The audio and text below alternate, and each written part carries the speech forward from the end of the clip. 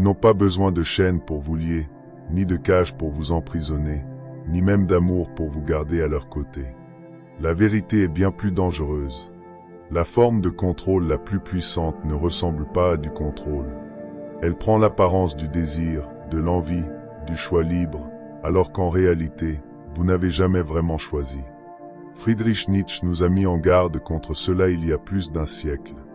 Il a compris que l'humanité n'était pas guidée par la raison ou l'honnêteté, mais par quelque chose de plus profond, de plus sombre, la séduction du désir. Une tactique qui vous fait croire que vous êtes libre, alors que chaque battement de votre cœur, chaque décision que vous prenez, est subtilement orchestrée par quelqu'un d'autre. Et le plus terrifiant, c'est que cette tactique n'est pas rare. Elle n'est pas réservée aux tyrans ou aux génies. Elle est à l'œuvre dans votre vie, dès maintenant, dans vos relations, votre carrière, vos habitudes, la manière dont vous passez votre temps. C'est un jeu de pouvoir invisible, et vous y jouez sans le voir. Nietzsche a écrit « Les gens ne veulent pas la vérité, ils veulent des illusions. » Et les illusions sont la scène où la séduction accomplit son tour le plus grandiose, vous faisant sentir choisi, alors que vous êtes manipulé. La plupart des gens associent la séduction à la flatterie, la beauté ou le charme. Ils imaginent un dîner aux chandelles, un murmure à l'oreille, un regard magnétique. Mais Nietzsche a vu quelque chose de plus sombre. Le séducteur le plus dangereux n'est pas celui qui vous couvre d'attention. C'est celui qui les retient, qui vous donne juste assez pour vous sentir vu, puis se retire, vous laissant désespéré de vouloir plus. Ce désespoir est la laisse, la corde invisible qui vous ramène sans cesse, même lorsque la logique vous crie de fuir. Et voici la partie la plus cruelle, vous ne le reconnaîtrez pas sur le moment. Vous appellerez cela de la chimie, du destin, de l'amour. Mais au fond, ce que vous ressentez, c'est une dépendance, un besoin soigneusement orchestré par quelqu'un qui sait exactement comment manipuler votre système nerveux. Pensez au moment où vous avez cru faire un choix, pour réaliser plus tard que vous n'aviez rien choisi du tout. Cette personne que vous ne pouviez pas arrêter de contacter, même si elle vous ignorait. Cette entreprise dont vous continuiez à acheter les produits, même après avoir juré d'arrêter. Ce système de croyances que vous avez défendu, malgré vos doutes. Pourquoi êtes-vous resté? Pourquoi avez-vous donné plus de vous-même que vous n'auriez dû? Parce que le séducteur connaissait le secret dont Nietzsche nous a avertis.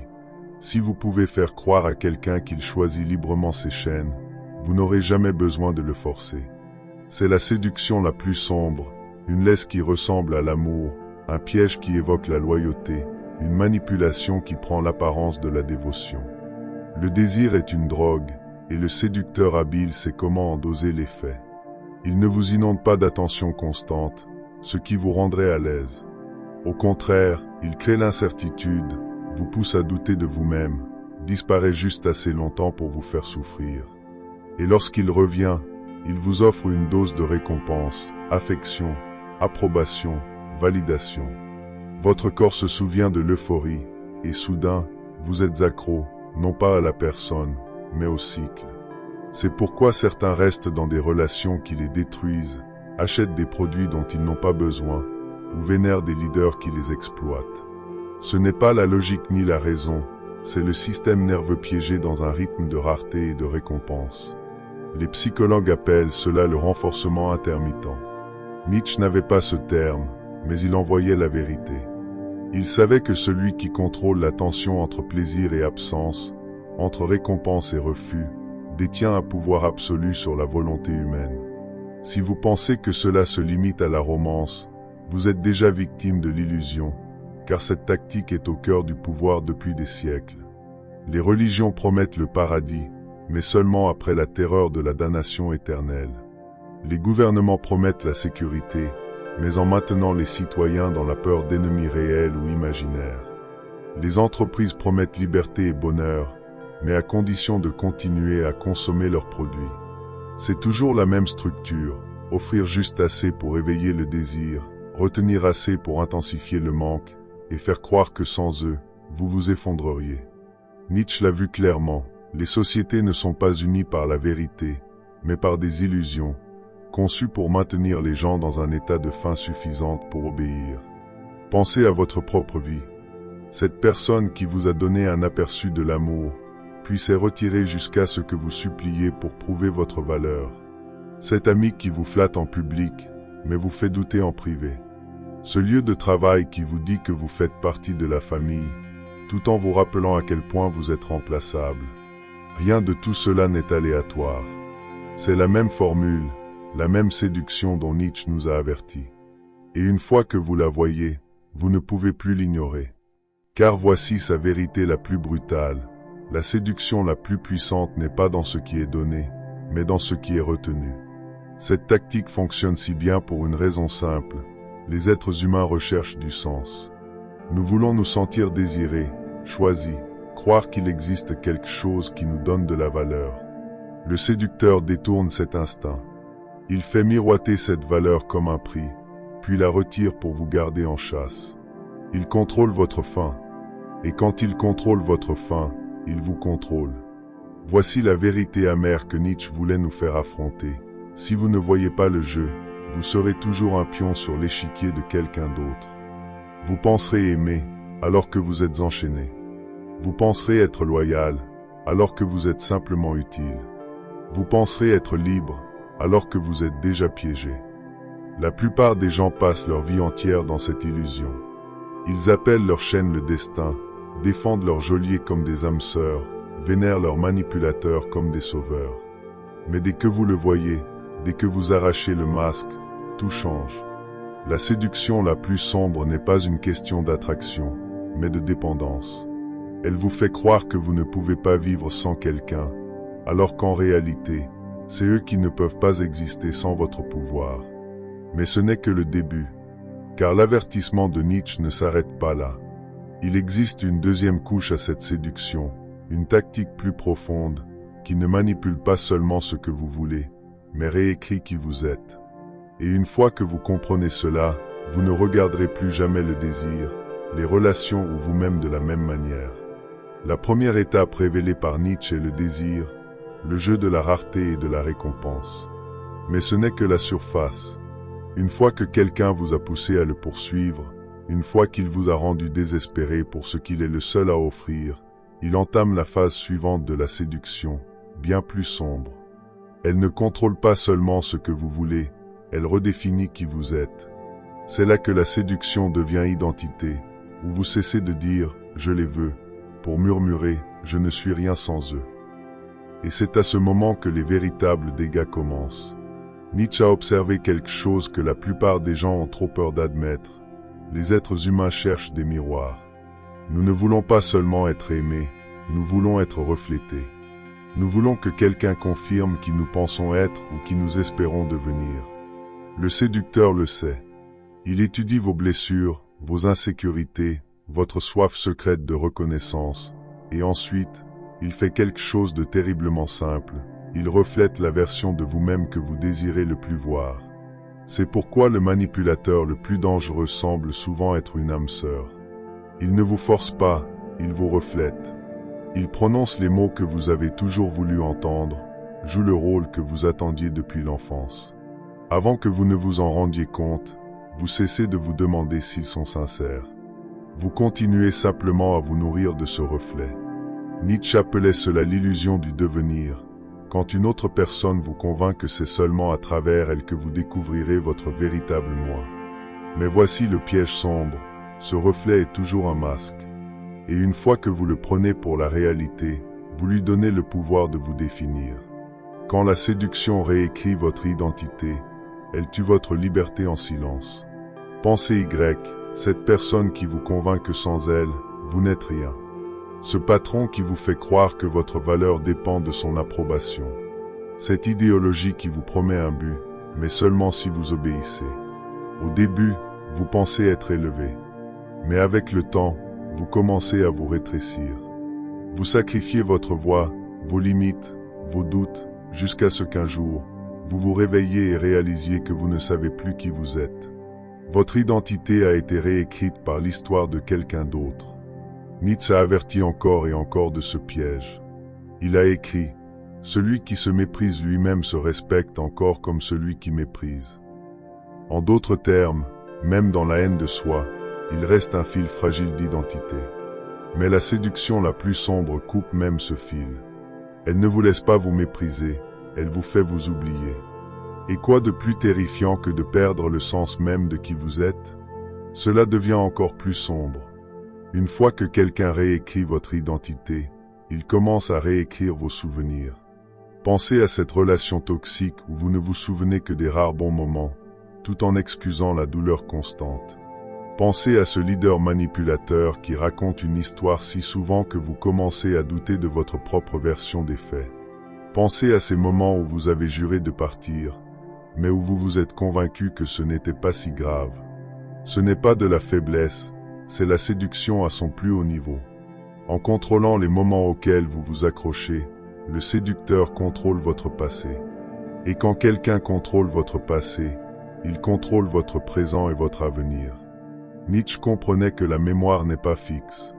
Elle est élastique, fragile, vulnérable aux suggestions. Il voyait à quel point il était facile de la plier pour qu'elle serve les histoires que les autres veulent nous faire croire. Et le séducteur, le manipulateur, le système qui se nourrit de vous, le sait aussi. C'est pourquoi Nietzsche attaquait sans relâche les institutions de pouvoir.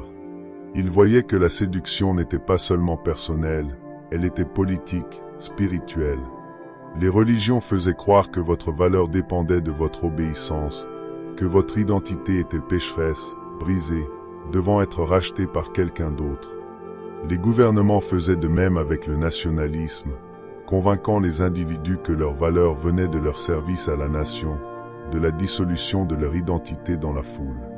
Et en amour, le jeu se répète, le partenaire qui vous fait croire que vous êtes incomplet sans lui, que le quitter équivaut à vous perdre. La séduction à ce niveau n'est plus une question de charme, mais de dépendance. Et la dépendance est le cimetière de l'identité. Voici la question que Nietzsche voulait que nous affrontions. Combien de qui vous êtes est vraiment vous? Et combien est ce que quelqu'un d'autre vous a séduit à devenir? Regardez de près. Croyez-vous que vous êtes indigne parce que quelqu'un vous a traité ainsi? Croyez-vous que vous n'avez de valeur que lorsque vous êtes utile à quelqu'un d'autre? Poursuivez-vous la validation parce que quelqu'un vous a fait douter de votre droit à exister sans elle? Si c'est le cas, votre identité a déjà été réécrite. Vous avez déjà été séduit à vous oublier. C'est la véritable tragédie que Nietzsche voyait dans l'humanité. Non pas que les gens soient faibles ou émotifs, mais qu'ils abandonnent si vite leur propre vérité pour un reflet offert par quelqu'un d'autre. La raison pour laquelle la plupart ne s'en libèrent jamais est simple, ça fait du bien. Ça fait du bien d'être reflété, d'être choisi, de croire que quelqu'un détient la clé de votre valeur. Alors, les gens s'accrochent aux chaînes qui les lient, défendent ceux qui les vident, sacrifient leur liberté sur l'autel du confort. Nietzsche appelait cela la moralité des esclaves, l'état d'esprit de ceux qui échangent leur véritable force pour l'illusion d'appartenance. Il haïssait cela, non pas parce qu'il détestait les gens, mais parce qu'il voyait comment cela écrasait l'esprit humain. Alors, où cela vous laisse-t-il? Le miroir est devant vous. Vous pouvez continuer à poursuivre les reflets que les autres vous offrent, l'approbation, la validation, les euphories temporaires. Ou vous pouvez emprunter le chemin plus difficile, récupérer votre propre reflet, définir votre valeur selon vos propres critères, refuser d'être réécrit par la séduction de qui que ce soit, aussi douce soit-elle sur le moment. C'est le choix que Nietzsche croyait que seuls les plus forts pouvaient faire, se détourner de la séduction facile de la dépendance pour affronter la réalité terrifiante mais libératrice de la maîtrise de soi. Mais ce n'est pas fini, car il existe une couche encore plus profonde. Une tactique au-delà du désir, de l'identité, de la dépendance. Une tactique que Nietzsche décrivait comme la force la plus corruptrice de toutes, celle qui ne se contente pas de séduire vos sentiments ou de réécrire votre image de vous-même, mais qui transforme la morale elle-même en une arme contre vous. Et une fois que vous verrez cette couche, vous comprendrez pourquoi Nietzsche croyait que la plupart des gens ne vivent pas des vies libres, mais des vies scénarisées, liées par des valeurs qu'ils n'ont jamais choisies. Vous avez vu comment la séduction commence. D'abord, elle capture votre désir, puis elle réécrit votre identité. Mais Nietzsche a averti d'une couche encore plus profonde, si puissante que des civilisations entières ont été soumises à sa volonté. C'est la séduction non pas d'une personne, d'une relation ou d'une institution, mais de la morale elle-même. Car une fois que quelqu'un vous convainc que ses règles sont sacrées, que ses valeurs sont universelles, que sa morale est la vérité, il n'a plus besoin de vous séduire avec le désir ou l'identité. Vous vous enchaînerez vous-même au nom de la vertu. C'est la séduction la plus sombre de toutes. Dès votre enfance, on vous a dit ce qui est bien et ce qui est mal. Soyez gentil, soyez loyal, soyez obéissant, soyez honnête. Mais Nietzsche a vu à travers l'illusion. Il a reconnu que la morale n'est pas universelle, elle est conçue. Elle est écrite par les puissants pour servir les puissants. C'est un scénario qu'on vous donne pour que vous jouiez votre rôle sans poser de questions. C'est pourquoi il disait que la morale est l'instinct du troupeau dans l'individu. Elle ne naît pas de votre âme, elle vous est injectée. Elle vous séduit en vous faisant croire que vous êtes vertueux, tout en veillant à ce que vous ne menaciez jamais l'ordre de ceux qui sont au-dessus de vous. Pensez à l'attrait irrésistible de cette séduction. Quand on vous dit que vous êtes bon, vous vous sentez en sécurité, supérieur, choisi. Mais le coup est caché. Être bon signifie souvent taire vos instincts, ravaler votre colère quand quelqu'un vous blesse, rester silencieux face à l'injustice parce que troubler l'ordre vous rendrait mauvais. Cela signifie être loyal envers ceux qui ne l'ont jamais été envers vous. Ainsi, la morale devient la chaîne la plus douce, la plus veloutée de toutes. Elle ne ressemble pas à de l'oppression, elle ressemble à de la vertu. C'est pourquoi Nietzsche méprisait ce qu'il appelait la moralité des esclaves, celle qui vous enseigne à aimer la faiblesse, à célébrer l'obéissance, à vénérer la souffrance. Celle qui vous séduit en vous faisant croire que vos chaînes sont des couronnes. Regardez l'histoire. Des nations ont dit aux jeunes hommes qu'il était bon de marcher vers des guerres qui ne profitaient qu'aux dirigeants. Des religions ont dit aux pauvres qu'il était bon de rester humbles, car le paradis les récompenserait plus tard. Des entreprises disent aux travailleurs qu'il est bon de sacrifier leur vie pour la croissance de l'entreprise.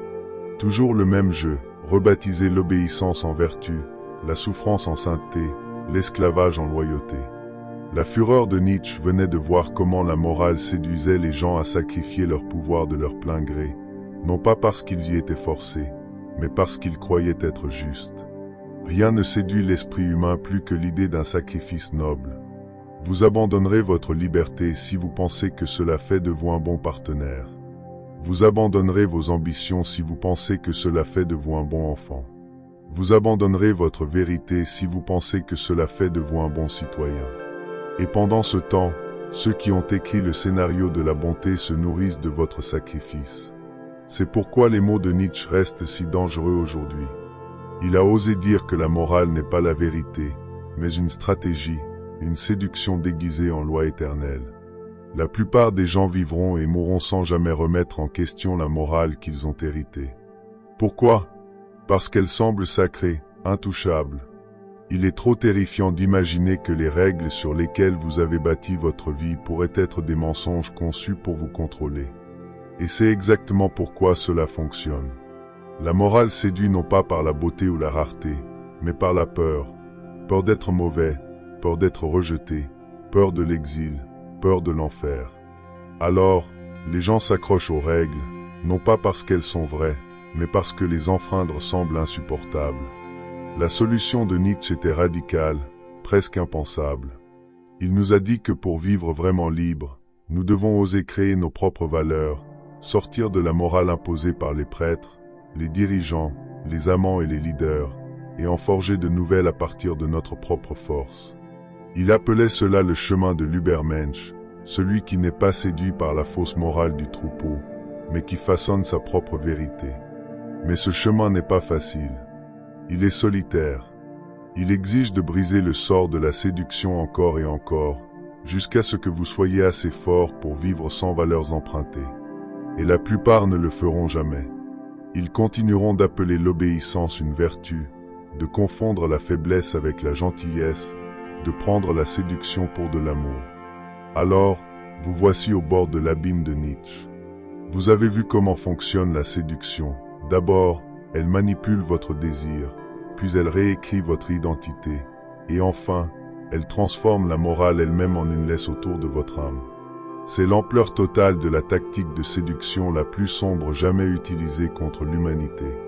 Et maintenant que vous l'avez vu, vous ne pourrez plus jamais l'ignorer.